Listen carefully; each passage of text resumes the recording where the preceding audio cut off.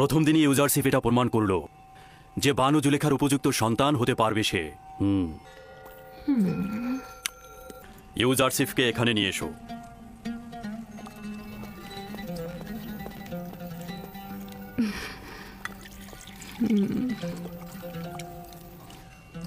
এতদিন তোমার সঙ্গে জীবনযাপন করে আমি উপলব্ধি করলাম যে আমি কখনো সন্তানের অধিকারী হব না।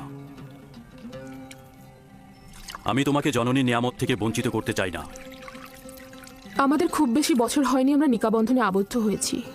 কে জানে ভবিষ্যতে আমরা সন্তানের অধিকারী হতেও পারি। পূর্বে থেকেই জনাব পুতিফারের প্রতি আমার ভালোবাসার সন্তান না থাকার কারণে নয়, বুঝতেই পারছেন। তোমার মহব্বতের প্রতি আমার বিন্দুমাত্র সন্দেহ নেই। আমি ইউজারশিপকে ঠিক এই কারণেই তোমার কাছে অর্পণ করেছি।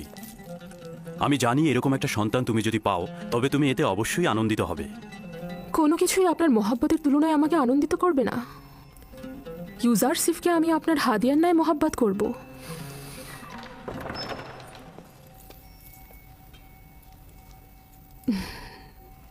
ভাবছি আমরা যদি কখনো সন্তানের অধিকারী হই তবে সে ইউজারশিপের মতো সুদর্শন ও বুদ্ধি সম্পন্ন হবে। আমার মনে হয় সে ইউজারশিফের মতো তীক্ষ্ণ বুদ্ধিসম্পন্ন নাও হতে পারে। তুমি এমন কি করেছো যে বানু জুলেখা তোমার এত তারিফ করছে? আজকে ইউজারশিফের চতুরতা জওহরচোরকে ধরার জন্য সকলকে হতবাক করে দিয়েছে। আলী জনাব, আজ রাজমহলের সর্বত্র ইউজারশিপের বুদ্ধিমত্তার প্রশংসা হচ্ছে। সকলে বলা বলি করছে ইউজারশিপের কারণে একজন নির্দোষ ব্যক্তি মুক্তি পেয়েছে। প্রথম দিনই ইউজারশিপ এটা প্রমাণ করলো যে বানু জুলেখার উপযুক্ত সন্তান হতে পারবে সে।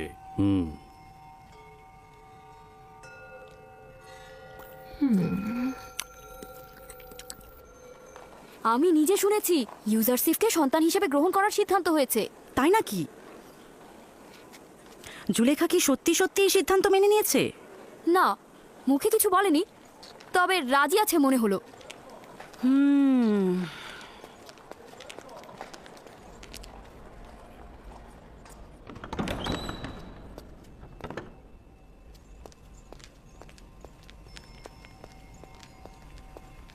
বানু, এই গুজব কি সত্যি যা সর্বত্র ছড়িয়ে গেছে? কি ইউজারশিফের সম্পর্কে? অনুমান করলাম ইউজারশিফই হবে। সন্তান হিসেবে ইউজারশিফকে গ্রহণ করার কি হকিকত আছে?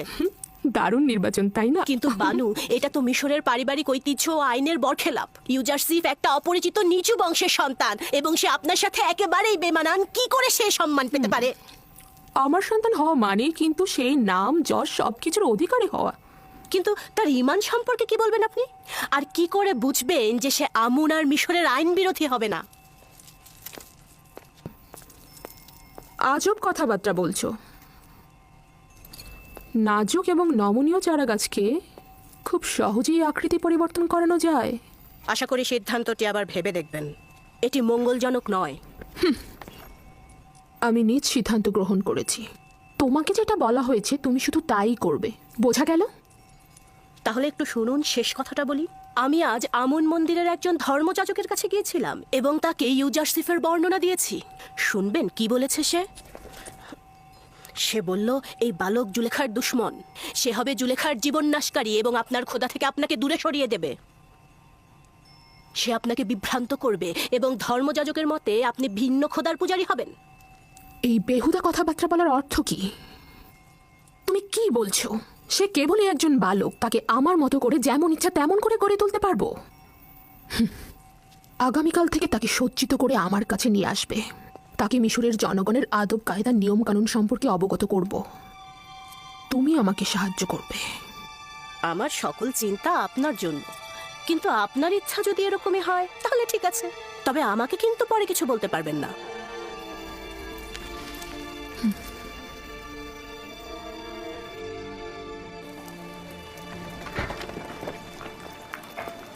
জনাব পুতিফারের খাবার নিতে এসেছি। হয়েছে? ইউজারশিফ না আসা পর্যন্ত খাবার দেওয়া হবে না। ইউজারশিফকে খাবারের দায়িত্ব দেওয়া হয়েছে। ইউজারশিফ খুব ভাগ্যবান একটা ছেলে। ওকে পুতিফার ও জুলেখা চাচ্ছে নিজের সন্তান হিসেবে স্বীকৃতি দিতে।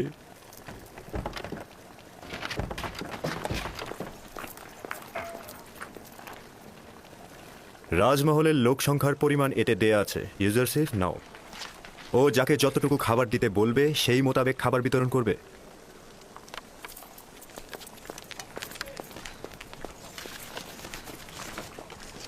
পাহারাদারদের 20 জনের খাবার।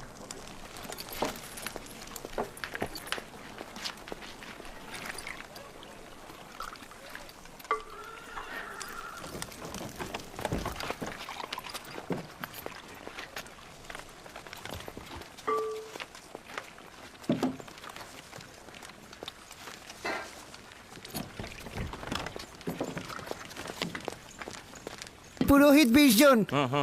ইবাদতখানায় পুরোহিতের সংখ্যা 5 জন, তবে 20 জন কেন? ইবাদতখানার খোদার কি খাবারের প্রয়োজন নেই? তার মানে তোমাদের খোদাও কি খাবার গ্রহণ করে?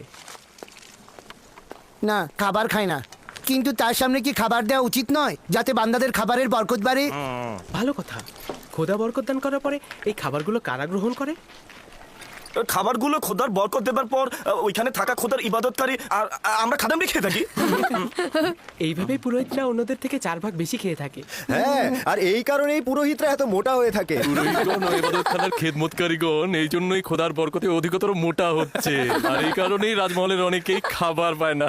ভালো বলছো। আর এভাবে খোদা যদি বরকত না দেন তাহলে ওরা শুকিয়ে যাবে। ভাগ্যিস খোদা তালা খায়, না খেলে তো কি অবস্থা হতো।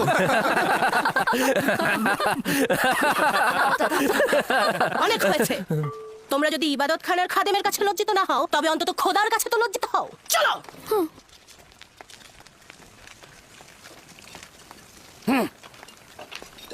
দেখবে উনি গিয়ে ইউজারসিফের নামে ষড়যন্ত্র করবে।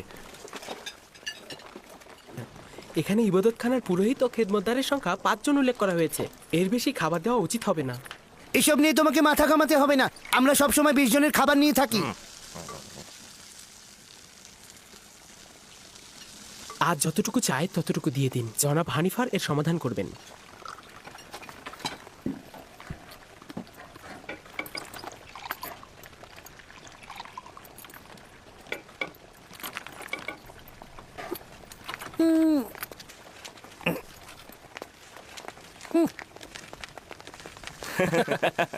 খোদার নামে খাবারগুলো পুরোহিতদের পেটেই যায়। কিন্তু এটা নিয়ে এখন পর্যন্ত কেউ প্রতিবাদ করেনি।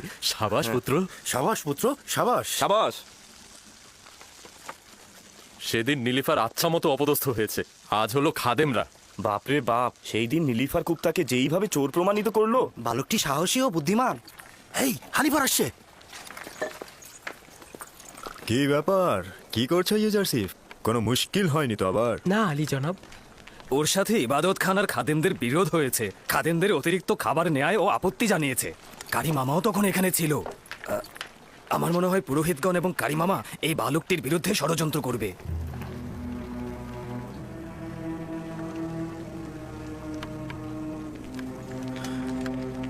আলী জনাবের খাবার প্রস্তুত হয়েছে? হ্যাঁ আলী জানাব। নিয়ে এসো। তুমিও এসো ইউজারসিফ। সবাইকে তালিকা অনুযায়ী খাবার বিতরণ করবে ইউজারসিফ না আসা পর্যন্ত। এসো।